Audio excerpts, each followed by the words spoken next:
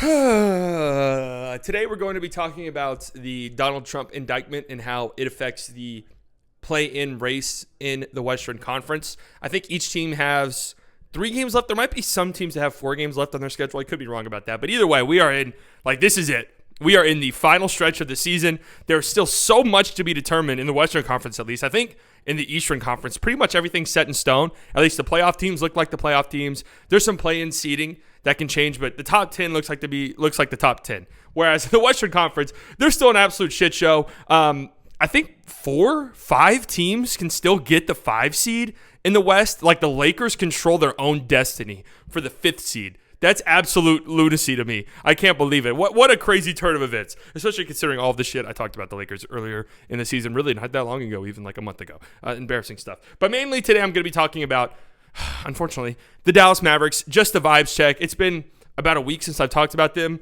I'm still waiting on my computer to get fixed. So those of you asking about the streams and stuff, I didn't quit streaming. I haven't just given up because the Mavericks have been bad. My computer has been getting worked on by the pros, by the professionals. And I'm still waiting. I've been patient, but I'm starting to lose some patience. So hopefully within maybe by the end of the day or tomorrow, I can get that back. Because I want to stream. I want to stream these final games. I want to watch these games with you guys because there's a lot on the line here. A lot on the line. And let me just come out and say it. This team needs to fucking lose. Okay? Absolutely they need to lose. Their season should be over already. Unfortunately for them, or unfortunately, I guess, for me and other people who see that losing now means winning in the future in terms of keeping your pick and having a top 10 pick in this upcoming draft, the Thunder have been brutally bad lately. I've been watching every Thunder game over the past couple of weeks. They've looked terrible. They have looked so bad, and they have kept the Mavericks in this race. The Thunder have 3 games left. The Mavericks have 3 games left. In order for the Mavericks to catch them, they need to win 2 more games than the Thunder. So if the Mavericks win out, they need the Thunder to go 1-2. If the Mavericks go 2-1, they need the Thunder to lose out. And looking at the Thunder schedule, they have the Warriors tonight in Golden State. That's a very tough win for them. I'd be shocked if they won that. Golden State desperately needs this game, and they've been a buzzsaw at home. So I highly doubt that the Thunder pull that one out. And then they have the Jazz on Thursday. The Jazz have started tanking, so good opportunity for the Thunder to win that game. And then the Grizzlies on Sunday. And that's, the Grizzlies are good, but more than likely, just looking at the seeding, the Grizzlies probably have absolutely nothing to play for in that game. So who knows who even plays, how many minutes these guys get. So I don't know. It's very possible the Thunder go 1-2. In that scenario, again, you would have to win out. But it's also possible they win against the Jazz and the Grizzlies, and if they do that, then you're done. You're cooked, right? So that's the Mavericks. Obviously have the Kings tomorrow night, which I think the Kings still have something to play for. I'm not so sure. The Kings are on a back-to-back, so that's something to keep an eye on. And then they have the Bulls on Friday, which is an absolute must-lose game. That's going to be one of the biggest games of the season, maybe the biggest game of the season, because you're currently in a battle with the Bulls to keep that 10th spot in the draft, right? The Bulls are 11. You've kind of been battling with them over the past couple of weeks. They've been winning some games, so they now have a better record than you. They're 11th. You're 10th. Losing that game on Friday against the Bulls would pretty much solidify you as having top 10 odds in the upcoming draft. A very good chance of keeping your pick, right? And they have on Sunday the Spurs, who obviously are absolutely terrible now. So I don't know. There's still very much there's still very much a chance the Mavericks make the play-in tournament. That's still very much a reality just because the Thunder have not been very good lately. And it was reported yesterday that Shams reported yesterday that the Mavericks were very much considering shutting guys down. I saw that. I was like, fuck yes. Thank God this organization has a brain, actually. I didn't think they had one, but it turns out they do. And then today, 30 minutes ago, as of the time I'm recording this, Lucas said in a post-practice press conference that he's playing. As long as they have a chance to play, he's playing, which I completely and totally get. He's an uber competitor. Obviously, if you're in the NBA, a professional athlete, you have to be an uber competitor. So, yeah, it makes sense that he wants to play, right? Although it doesn't make any sense for the franchise. But what are they going to do? Tell him no? I get all of that. It's a very difficult situation. Yeah, they should tell him no, by the way. But I do understand it. And I tweeted this out, this hilarious scenario in my brain where Luka finally locks in on defense for a full 48 minutes and gives his 3 best defensive efforts of the season. The Mavericks win out, and the Thunder go 2-1, and you miss the play-in anyway, and the Knicks keep your pick because it falls to 11. That to me, if I'm just mapping out likely scenarios, if I'm factoring in the Dallas sports effect, which is what's the worst possible outcome imaginable? That one is that's the worst possible outcome. That's the likeliest scenario. As a Dallas sports fan, you know the drill. Circle that scenario because that's probably what's going to fucking happen, okay? And it would be a disaster. Guys, I'm not going to sugarcoat it. This franchise has done so much stupid shit over the last 10 years. One of the worst ran franchises in the entire NBA over the past decade, okay? Them missing the play-in and getting the 11th overall pick and losing that pick would be up there for one of the dumbest fucking things they've done. I'm being dead serious. It would be up there for one of the stupidest things that they have done. Just deciding to not shut things down and getting the 11th overall pick. That would be so stupid. And by the way, guys, I'm not interested at all in the play-in. I want to say, I don't get excited at all at the prospect of it. I think there is a weird scenario where you get the 9 seed, Timberwolves and Thunder, like a 3-way tie or something like that, which the Timberwolves would have to lose out. You'd have to win out. The Thunder would have to go 1 and 2 or something. It's a very out there scenario that I don't think is going to happen. But like getting the 10 seed, you have to win 2 play-in games on the road against teams that will be better than you. Okay, I don't know if it's going to be the Timberwolves, the Pelicans, who have been great lately, the Lakers, the Clippers, the Warriors, maybe. I don't know, right? Every single one of those teams better than you are. You're going to have to win 2 of those games on the road just to get the 8th seed and play the Nuggets in round 1. Is that really what we want, guys? I can't believe there's still people who are actively rooting for that. I'm sorry, I do get it, but as a Mavericks fan, as a fan of the franchise, you have to lose to win sometimes. The future, like you have to have a future outlook on things. All right, this isn't the final NBA season ever. Knock on fucking wood. Okay, but this is not the final NBA season ever. There's going to be more seasons than this down the road. Okay, you have to have a future outlook on these things. All right, I just want to say that. Now, if you're a Luka stan, not really a Mavericks fan, yeah, I guess I kind of get it. You don't want this shit stain on his legacy of him not making the playoffs, but still, I just can't imagine a scenario in which making the play-in does anything. I've seen some people say, well, you want the playoff experience. This team doesn't fucking need it. Okay, they went to the Western Conference Finals a year ago. Luka's been playing very competitive basketball his whole life pretty much, and he's been in huge tournaments. He's been in deep runs in the postseason. He doesn't need it. Kyrie's won a championship. He doesn't need it. These guys don't. This roster is old as dirt. They don't need playoff experience.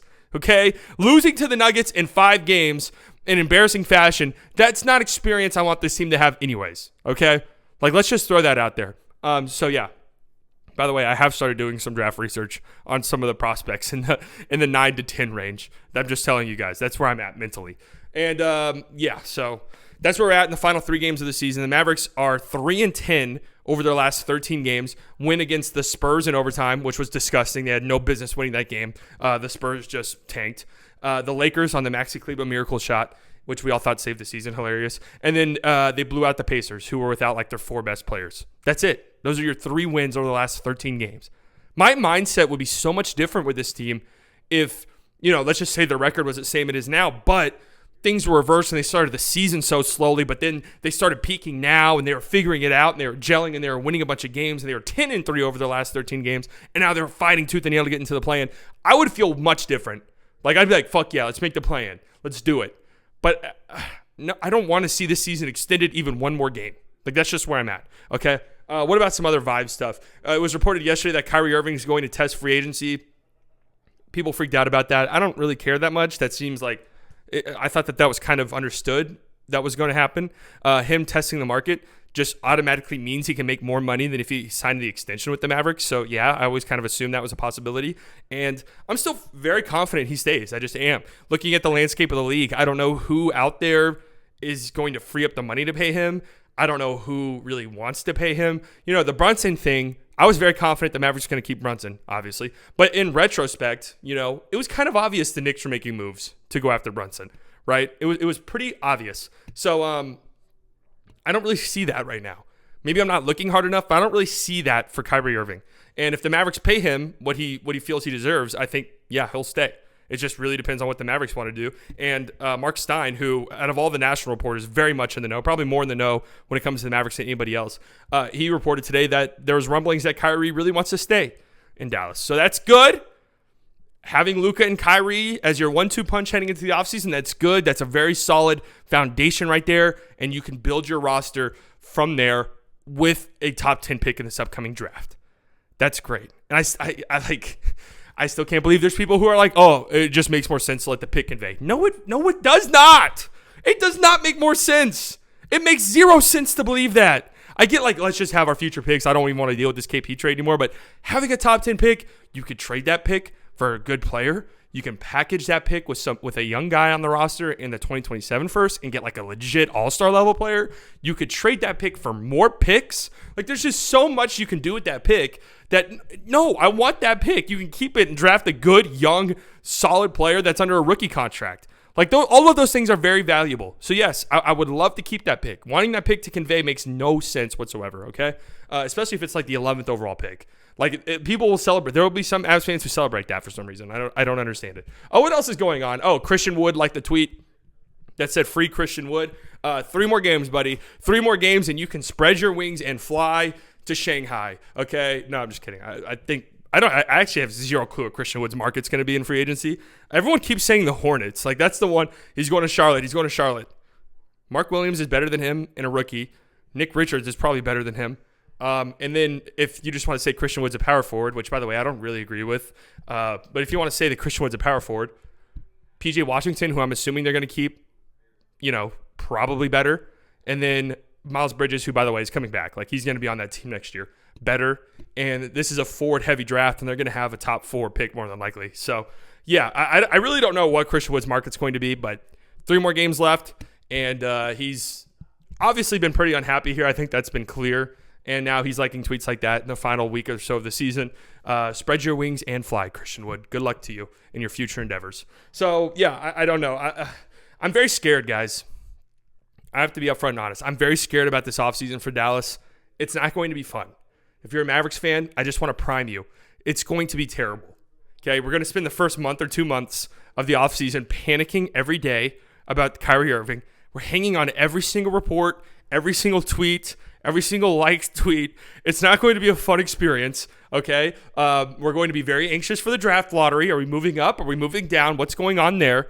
We're going to be very anxious to see what this front office does. Do they embarrass themselves yet again, or do they actually do good things this offseason? And the narratives are going to be brutal. I'm just preparing you.